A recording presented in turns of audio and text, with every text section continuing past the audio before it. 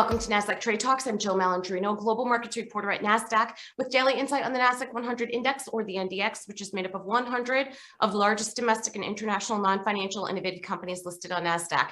The NDX has been the barometer for U.S. large cap growth and also one of the best performing indexes over the last decade and a half, not to mention one of the most liquid index ecosystems in the world. Joining me this Thursday afternoon, we have Joyce, Managing Director with Nasdaq's Market Intelligence Desk, for an update on technical levels to watch in the Nasdaq-100. And Brian, certainly this index, as long as the other major averages are keeping you busy, because we're up 1-2% one day, down 1-2% the next, seeing these, round trips in the middle of a session. It really has been quite the start for 2022.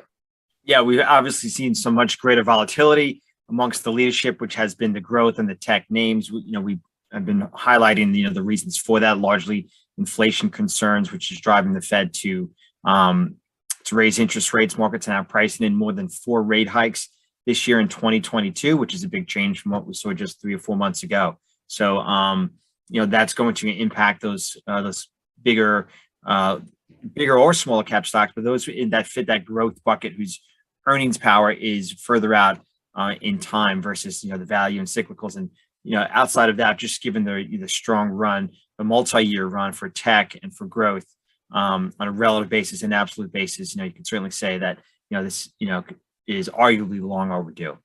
Right. And Brian, so with that, let's pull up your Bloomberg here, take a look at some of the technical levels that you're watching. And just out of curiosity, when you see this kind of market volatility, does it make it your job more difficult to try and discern these patterns or find the levels, for your entries and exits here?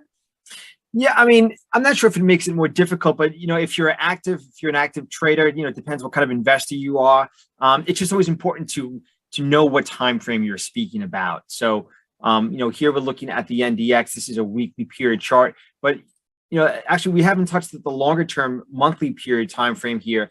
But so this is certainly something to keep in mind that we're just really seeing our first big down move this month in January in quite some time. The index is down about 10, I think at its low is down about 10.3% from its 52-week high. So just over that 10% correction, quote unquote, level. But note here what I have highlighted down on the bottom, and this is definitely something to keep an eye on, is that the MACD signal, which is spread between the 12 and 26 period, in this case, the month, that line is crossing down below its signal line, which is a 9-month moving average. And on this long-term perspective, that would indicate to many technicians out there that the index is, currently in the process and likely to continue for, at least the near to intermediate term to be involved in a period of corrective price action. We've been highlighting this weekly period chart for quite some time, since the middle of last year, because of this clearly defined uptrend, which we noted 2 weeks ago and last week that had broken that uptrend, and doesn't necessarily mean that now it's going to engage in, a straight downtrend. That could simply just mean some sideways consolidation. We are right now resting on the 40-week moving average. That's a key moving indicator, moving average that technicians like to look at, because it's synonymous. If I flip over to the daily period, it's synonymous with the 200-day moving average. And so we like to look at the weekly period to kind of filter out that volatility, to get a clearer eye as to what's going on. If this moving average were to break, then you could argue that maybe the NDX is now going to head back to its October lows, which is around 14,400. So, we have had in the near term, a pretty significant pullback so far. You can see from here, it's largely been straight down since the end of December. And so a number of stocks, especially those leadership, those bigger, larger cap names, are now beginning to break down a little bit as well. And the big high flyers, if you look to see what they're down from the 52-week highs, many of them are down 15 to 20% already. It's just that they've come such a long way, and they've had such a strong rebound from those March 2020 lows that when you look at it relative to that, the pullback on the charts doesn't seem to be all that great.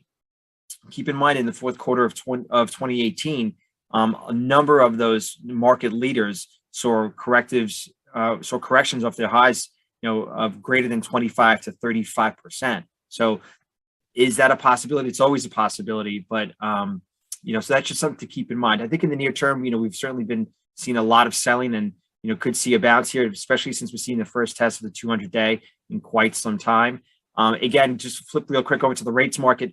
This is just the move in the rates curve from the end of the year to today. And so you can see that the short end here, the belly of the curve, the 2, the 3, and the 5 have had the biggest increases, and that's reflecting the more hawkish Fed that the markets are anticipating. The question is, is that warranted? I know inflation is a big problem, but what is going to be the impact to risk assets if the Fed is that aggressive? 4 hikes this year, 3 next year, 3 the after. Is there going to be some sort of policy mistake? Can the markets handle that? So it's a complicated topic, and so we'll just have to wait and see how this plays out. Longer term, I'm certainly constructive in the markets, but we've had quite a run, and we've definitely seen some leadership changes underneath the hood of the surface. Values doing well, energy, financials, other cyclicals. So this is just in the short run, this is just how the market acts. Right. All right, Brian, we appreciate the chart work as always. Thanks for joining us on Trade Talks. I'm Jill Malandrino, Global Markets Reporter at Nasdaq.